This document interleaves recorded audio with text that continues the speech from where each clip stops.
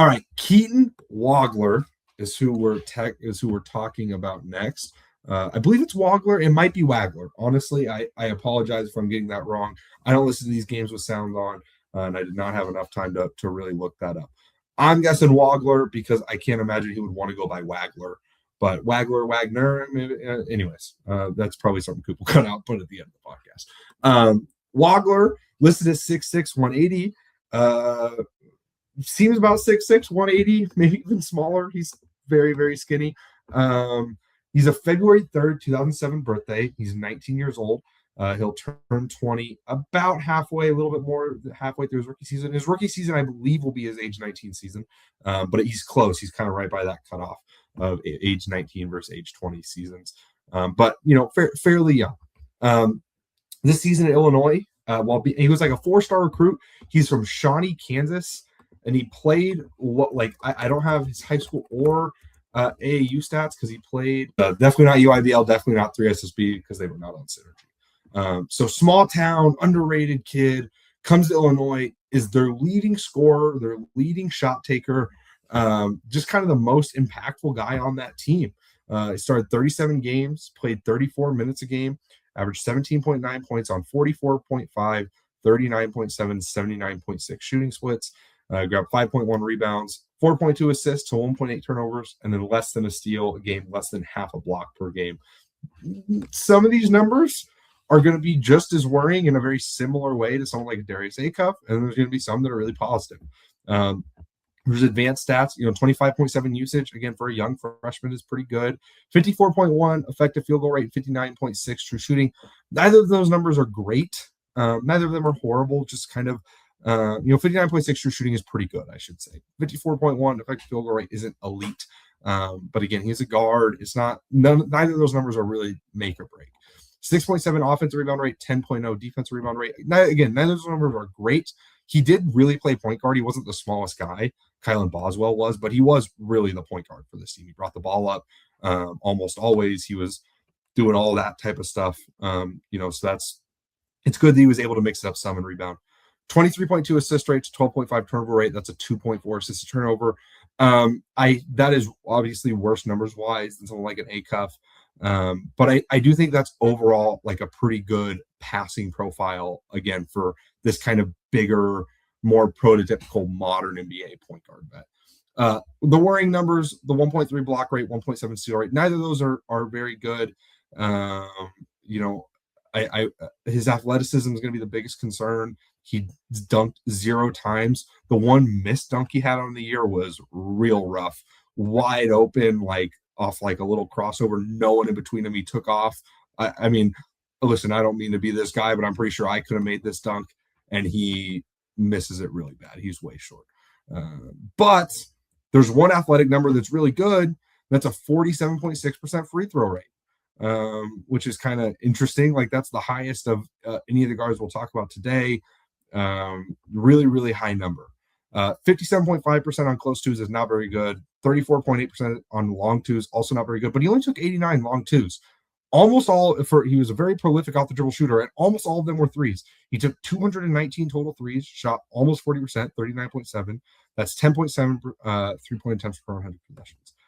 Coop, before I do a couple queries here, what's your opinion on Wagler's stat profile? It feels a little tame, other than the shot making. That feels a little mean, but just the way he's talked about. Legit 6'6". He's a little skinny. He's a little stocky. The stock rates aren't that great. He doesn't super rebound the ball. Obviously, he played with was Illinois the biggest team in the nation? Were they biggest or second biggest? It was them or Michigan. They were the biggest, yeah. And then Michigan, I think, was second. Yes, he plays on this massive team, and I'm really impressed by the 47.6 free throw rate. I did not, that didn't really process in my head when reading it, especially for a guy who takes so many damn jumpers.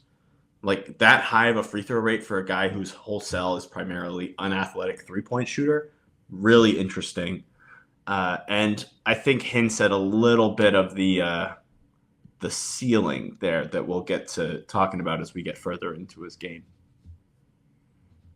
Yeah, I agree. So that you bring up the thing I was most intrigued by. And so I wanted to do freshmen or sophomores who had a free throw rate above 45, a 3-point attempt rate above 10 per 100 possessions, and a assist to turnover ratio above 2. This is freshman, sophomore, and like I said, did I say high major? High major guys. Keaton Wagler is the only one. He's the only person in Bar Torvik's database to have that good of an assist to turnover rate, taking that many threes, and getting to the line that much. If I cut out, if you feel like one of those is a non sequitur, I thought about that a little bit with the assist to turnover. Is that a non sequitur?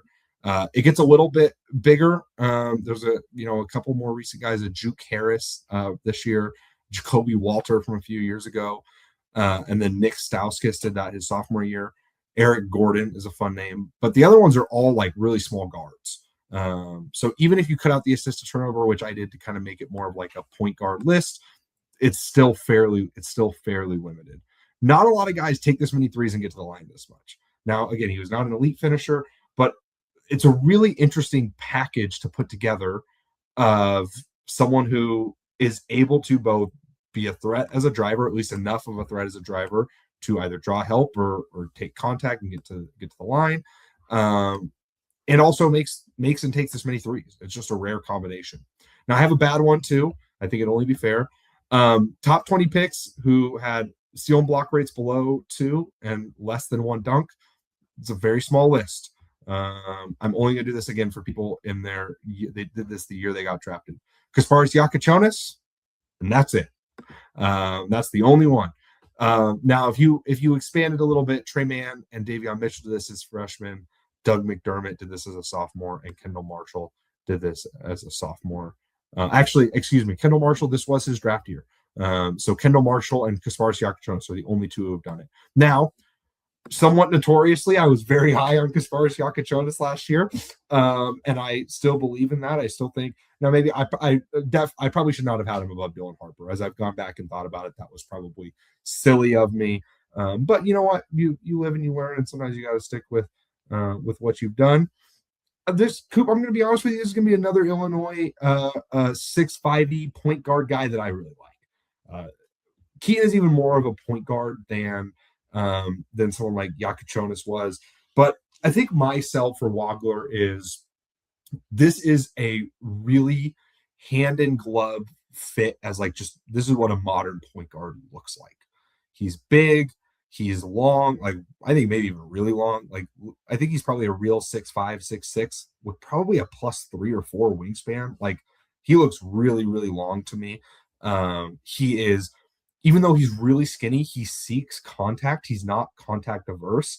And he is just an elite off the dribble 3-point shooter.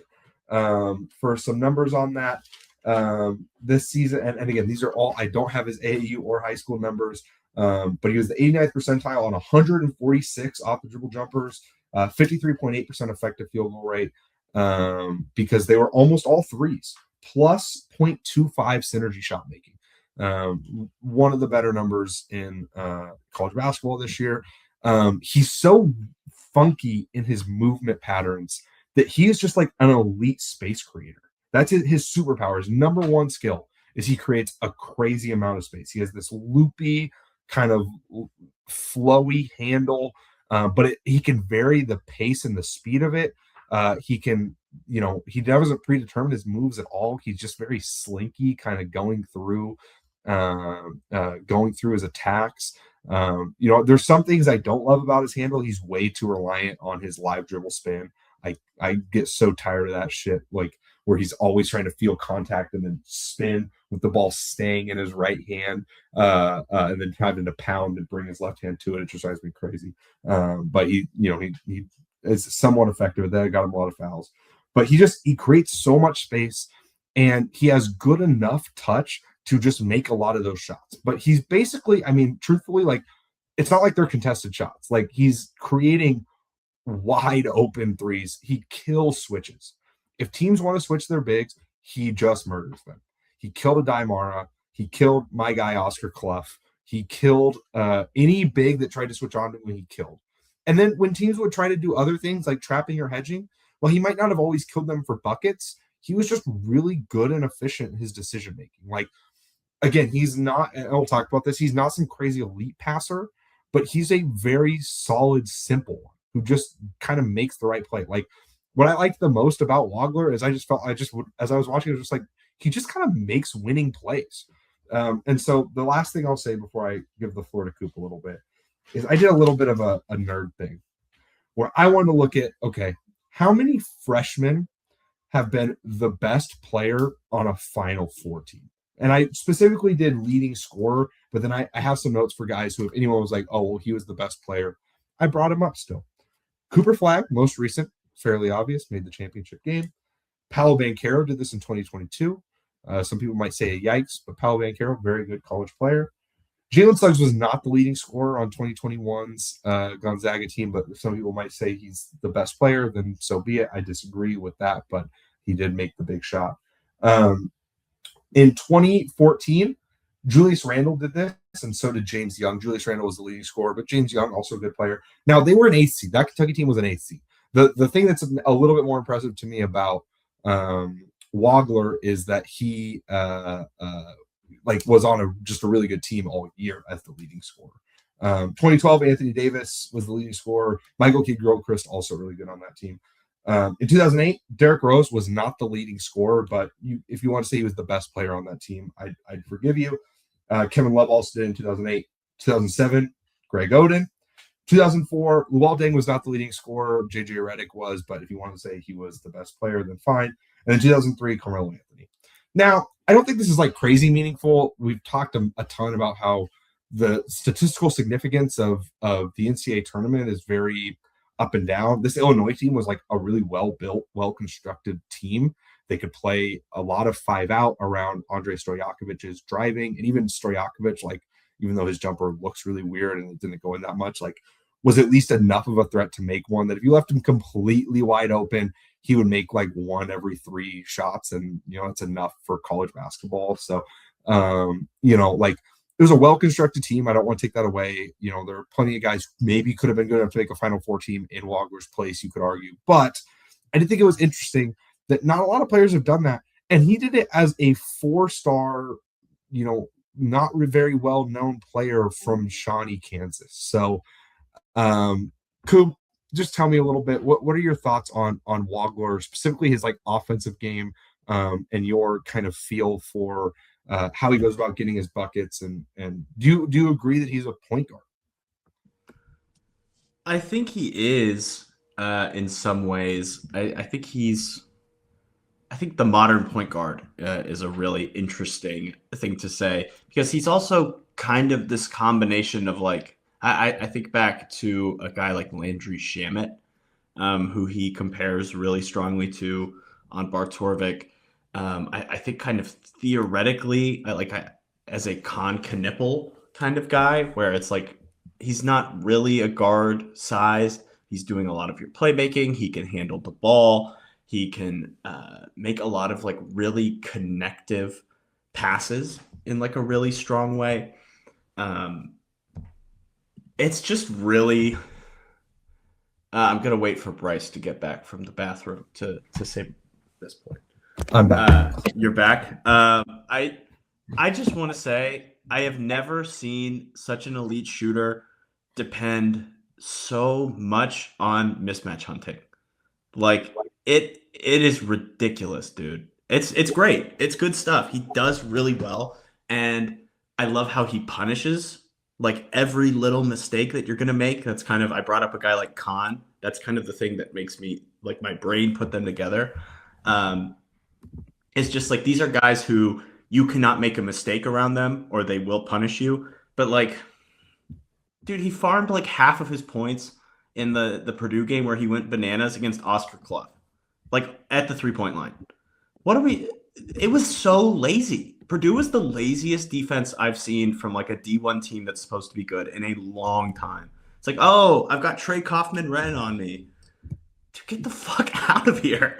It's great that he can do it, but there is not a single NBA big that I think he could like create the amount of space he was creating against these guys on. I think I just I'm gonna push back. I think almost every NBA big can be creative. Donovan Clingan out on a switch with him is toast. If someone's gonna switch put Brooke Lopez out there on a switch with them, toast. Now I do think there is. I'm sure there's a non-white center I could bring up too that I'm just not thinking of right now. But Miles Turner out on a switch with him is toast. But I just I agree that there's something to like he's not beating like the best guy in isolation. But I thought that and I was kind of thinking about that in my notes and everything. But I was like, how many dudes like are anymore? Like, yeah, I'm just gonna go ISO on the other team's best player. Like nobody, Kawhi tried to do that against Draymond Green in the play-in and got absolutely iced out of the game down the stretch. Like, I don't think it's as strong a negative thing that he's not beating the best defender. Like, I think he's cerebral enough and smart enough that if you're gonna try to not switch, he punted like he's if you go under, like I pray for you, that's stupid.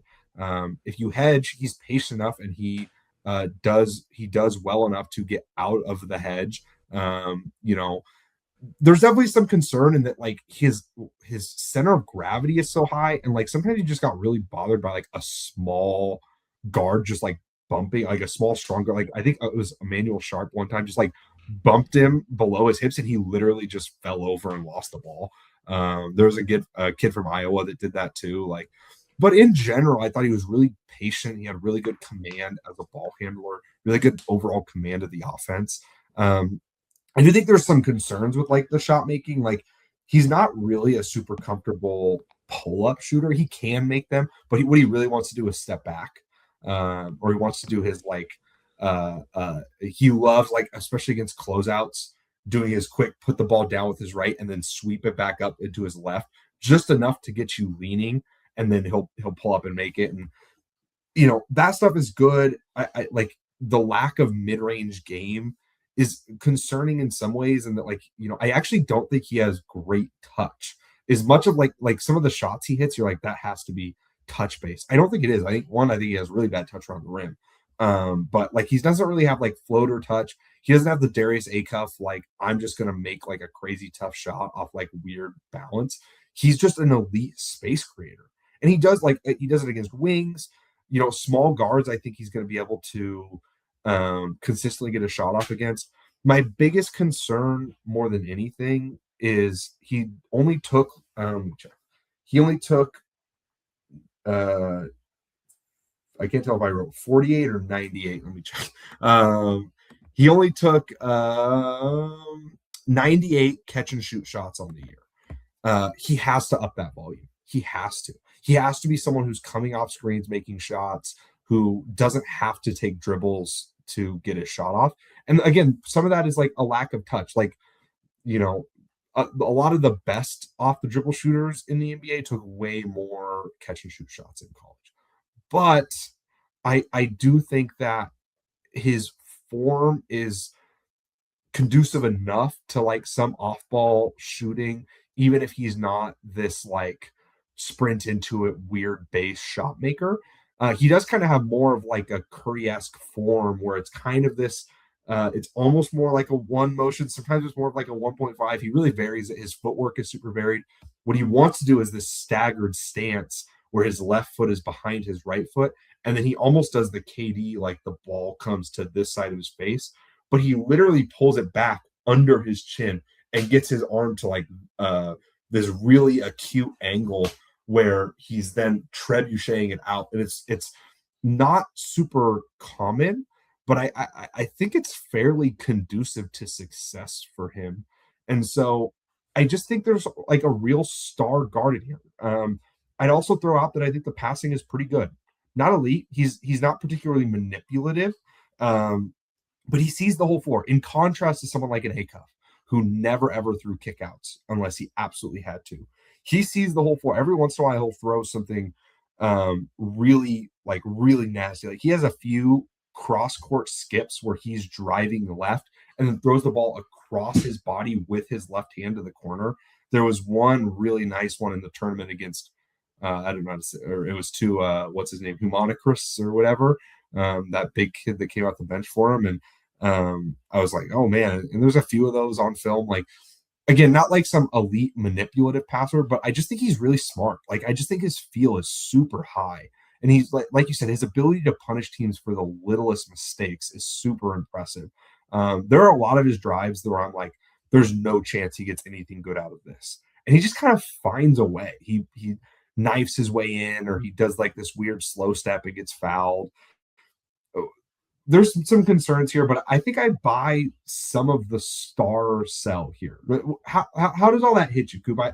I'm guessing I'm quite a bit higher than you on Wagler. Like, where are you at with the star qualities here? I just don't. He struggled against length, I think, as a driver, like against real athletes. I think he really struggled. Maybe it's unfair to punish someone for like, oh, they didn't play great against Michigan because they were incredible. But if you're going to be a star guard, I need to see you like do something against like really good teams. And he disappointed me against really good defenses. Like the amount of times he would just like, oh, come off a screen and they're going to help a little bit. Okay, I'll just pass to my popping big man. And then the possession goes nowhere. And then he'll do it again because he can't get anywhere against like athletes. I really worry. I almost honestly see him as more of a connector in terms of like what he is able to do. I almost like the shooting. I don't know if it's like special enough. I think it's very good.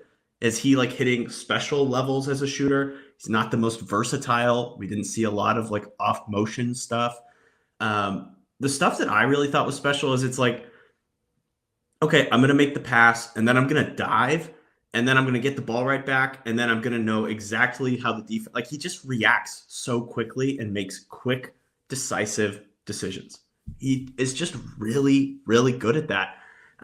He'll get a kick out and he'll immediately move the ball to like the actually open shooter. I think he's really good at just taking advantage of small mistakes that you make. And I think that like that is the ultimate winning quality to me. And I think the more I've like really gotten into scouting and just I've watched even more basketball, it's like, do you actually just make the plays that you need to make to win?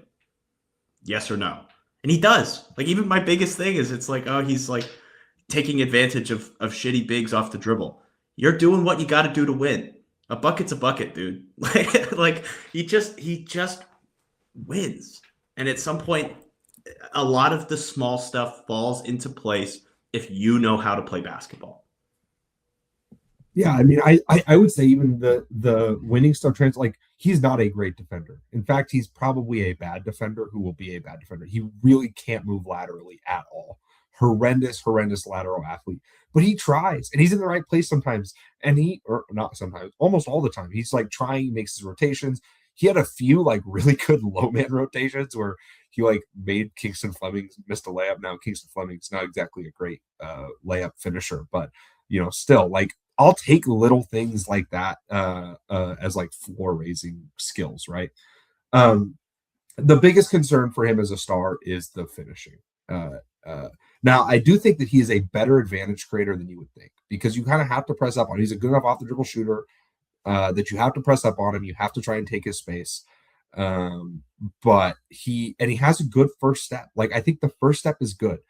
His craft and touch as a finisher are both really bad. And he just really lacks explosion. Like he does not have either the versatility of moves or the explosion to be a good enough finisher. And then he also doesn't have the touch to be like a floater guy or to be like a weird angle guy. He always wants to go off one. He wants to do these like slow step.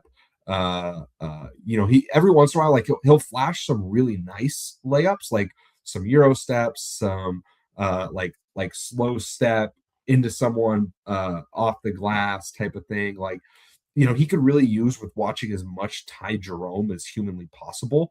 Ty Jerome has become an okay finisher by doing all this weird, you know, slow step bump, low pickup, spin, like all this kind of stuff. But I think Ty Jerome was a meaningfully better touch guy and is more of a has better like true decel. I think Wagler changes pace really well.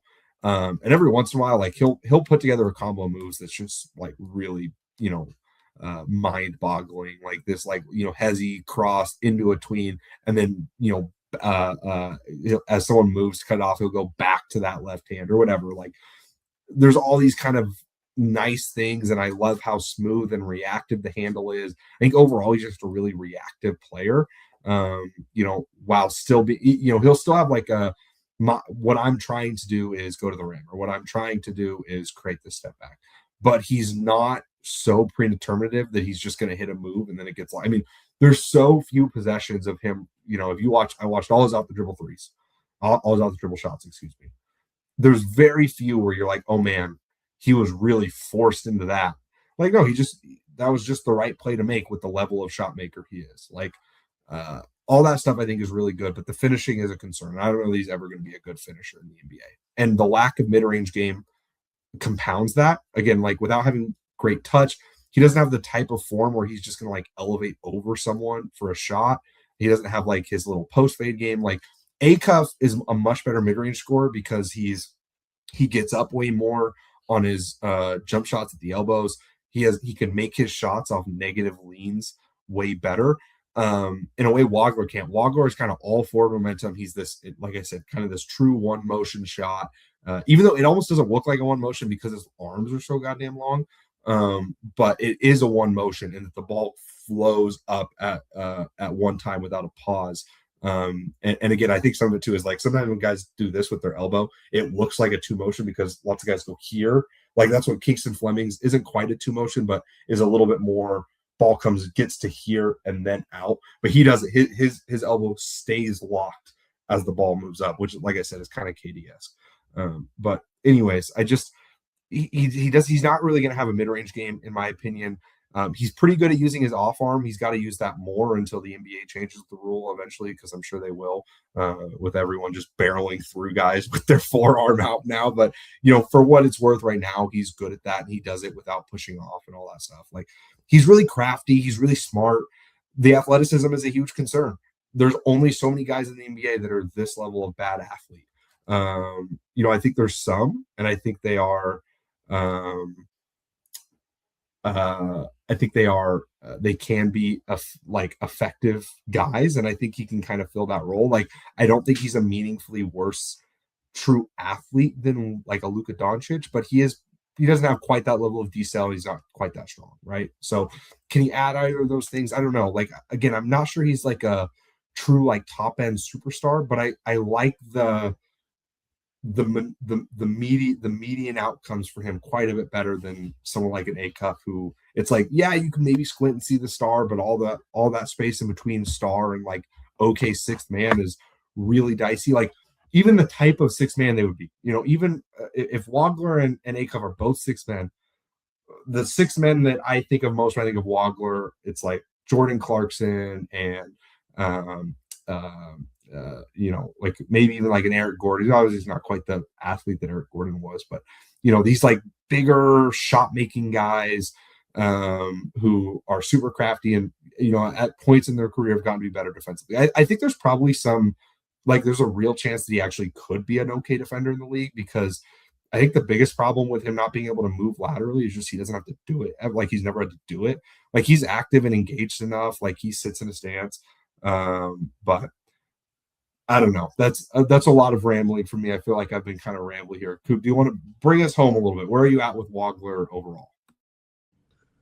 I really think this is a guy whose ceiling is capped heavily by the fact that he's both like not a great mover and ridiculously skinny. His frame is really like is very narrow. I don't think he's going to be able to put on very much weight. He's got, tiny wrists, tiny ankles.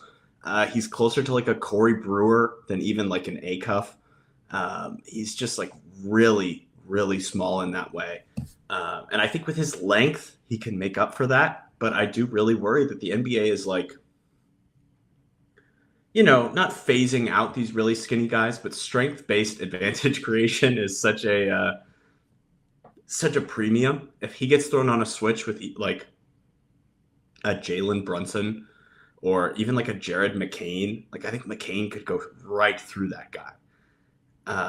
It's really hard. It's really hard. I do worry that like if you're going to be the point guard on a really good team, hey, guess what? You're going to have to now be guarded by Deuce McBride. And guess what? Deuce McBride's going to eat that guy's fucking lunch money. He's going to fight through the screen. He's going to find, like, I just really worry that, like, against the elite. I just think he's crappier than you. Like, I just think, I understand what you're saying. And the strength and athleticism level, like, those are the biggest concerns.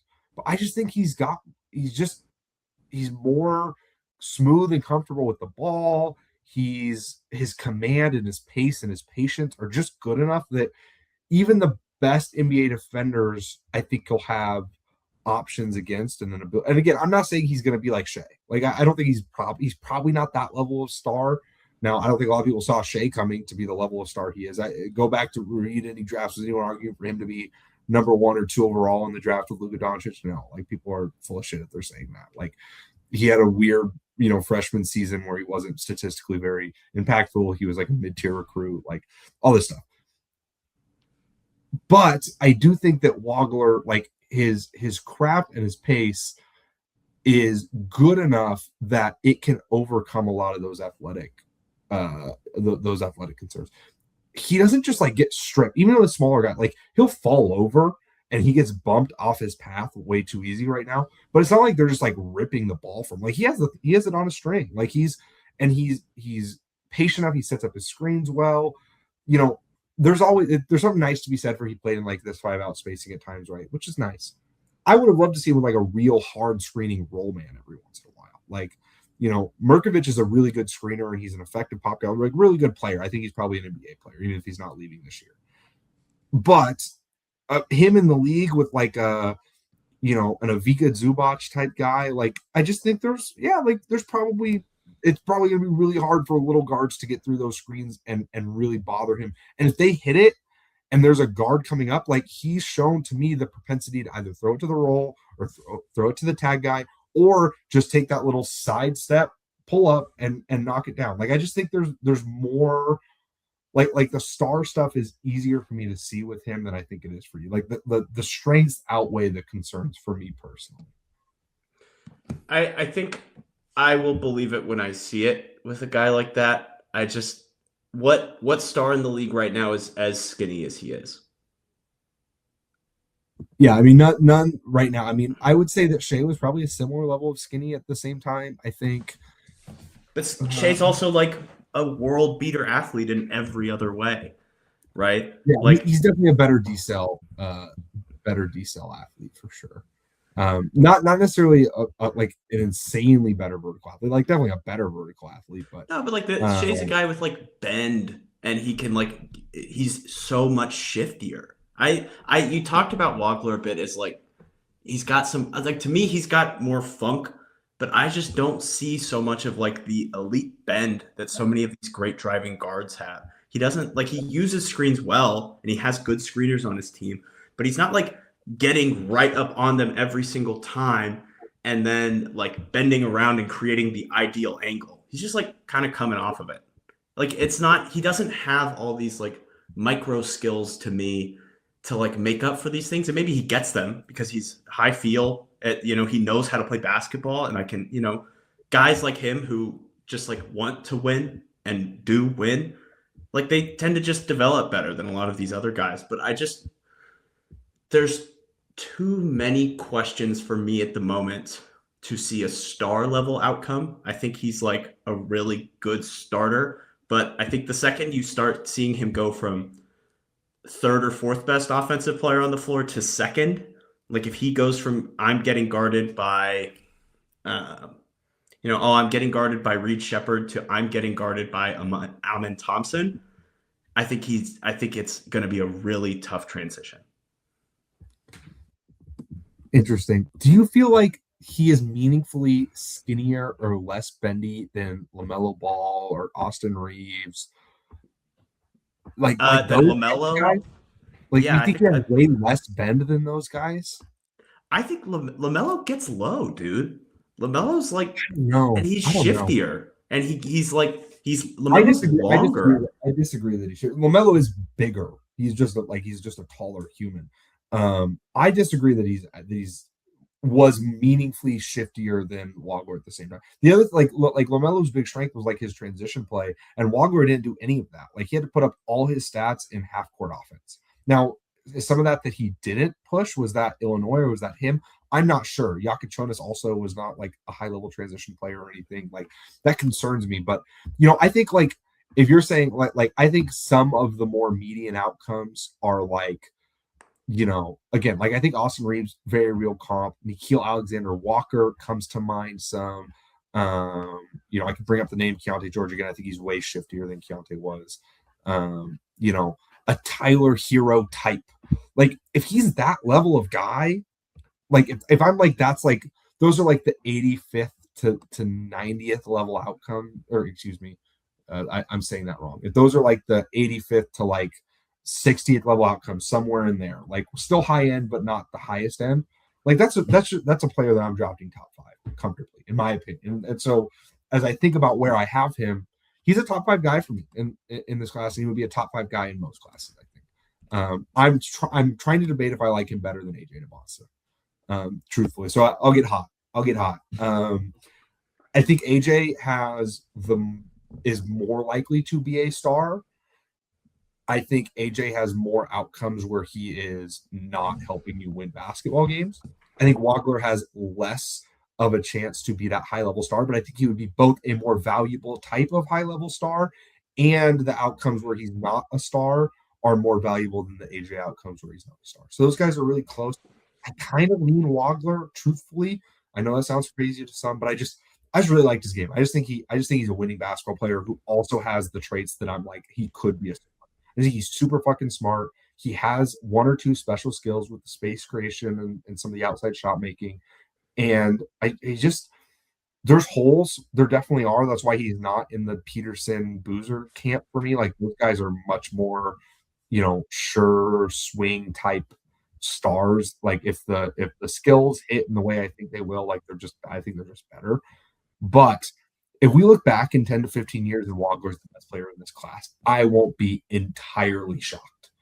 I'd be a little bit surprised, but I wouldn't be like, oh man, no one on planet Earth saw that coming. So clip this now. In 15 years, if Wagler is a multi-time MVP, I said there was at least a modicum of a chance. I don't think it's likely, but if there was one guy who I think is getting talked about too low, and that's being, he's like 7 or 8 on mock draft or whatever right now. I think it's him. Like I just really like this guy. I think he's just a really, really good, talented, high level player. This is 2 years in a row where I'm way higher on a Illinois guard than most. I like him comfortably more than I like Jonas. Like I think he is a way, way better prospect. And so I'm I guess about as all in as most people would be. I'm sure. Like I'm not sure there's many people. I haven't paid any attention. I don't know if there's anyone higher, but that's where I'm at. He's probably right now 3rd on my board. Coop, where are you at with Wagler overall? I think you're a nut job. I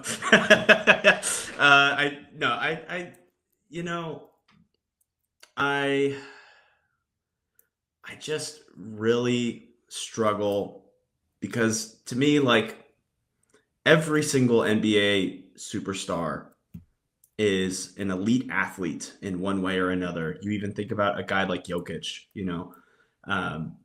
this guy's got the best hand-eye coordination since Steph. He's got incredible proprioception. He understands his body. He's extremely strong.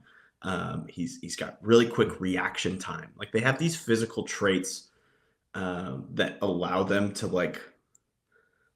this guy's gonna kick your ass and he's gonna find a way to, like these true superstars. Um, and I just don't see it for Wagler. I just don't. And maybe I'm being a bit too much of a bigot. I'm set in my ways, but I think he's like noticeably a bad athlete. And I think he's like to the point where it's not disqualifying, but the names I'd put him are like less. I don't think he's anywhere close to Tyler Hero. And Hero's like a not good athlete. I just like a guy like Reeves. Reeves looks like an NBA player when he gets out there on the floor. Reeves can move. Reeves can he's not great. He's not super laterally quick, but he's explosive in like a real way. And I don't see it with Wagler. Um, I think that I could see these kinds of outcomes as like super high end outcomes that you're talking about. Um, like if he was, a Tyler Hero level scorer and like a better playmaker, that's like the highest end outcome I can see. But there's just too many potential traps, I think, in the NBA for him to be like a super, super high level star. I think he's got like great stuff. Like he's got really good balance, like a guy like Devin Booker. I think that he's got some stuff there, but he's like so bad in so many areas that it is really alarming. Um, like, in the past, I think I would have seen him as like an almost disqualifyingly bad athlete. I don't think he is. I think what he brings as a feel guy and as a shooter and as a guy who can handle the ball for you, I think that that's going to be a really high player. But I think that that kind of caps out at a certain level when you're so far behind um, so many other guys in so many ways. Um, and this is so funny because I sound like such a negative Nancy, and he's like fourth on my board in the lottery tier. We're talking about a difference between us, like a tier and a half, maybe, on this guy, and like 2 spots on our boards. I love Wagler. He's awesome. Guess what? He kicks ass. Do you think he's a point guard? That was what really troubled me because defensively, I don't think this guy can be your point guard. Like if he's going to be the smallest guy on your team, I guess you can stick him in the corner. But if he has to go guard like Derek White, and Derek White is going to like get to pull him into actions and take him downhill, you're just kind of screwed. I think he's like a really good, ideally like a really good secondary ball handler next to your star. Like he's your primary ball handler that's not your superstar. Right? It's like a team like the Rockets that just needs a guy who can dribble and set guys up and take jumpers. This guy would be awesome. Like he could be their like true point guard. But next to Cade, it's like I know you say Cade isn't a one to you, but he's going to handle the ball second most next to a guy like Cade. Yeah. So that's kind of where I'm at. I really like Wagler. I like him a lot more than I thought I would going into this. And he's cool. Yeah. He's so, I once again, just like I was with Dr. Thomas, I'm nervous about being so high on this guy because he is so antithetical to what I normally like. In that I like stock rates, I like athleticism, I like clean advantage creation generally downhill. But I just think I think the reason I'd say he can be a point guard is I do think he's a better advantage creator downhill than you do. And I think his stats and his bad finishing belie that. But I think he's really good. So I think that's it on Wagler. Let us know in the comments what you think of him. And if you think we're crazy and annoying.